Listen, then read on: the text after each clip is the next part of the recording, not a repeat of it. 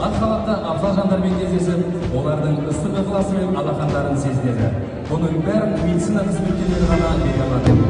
Пусть всегда пациенты будут счастливы и благодарны вам, всего медицинского работника.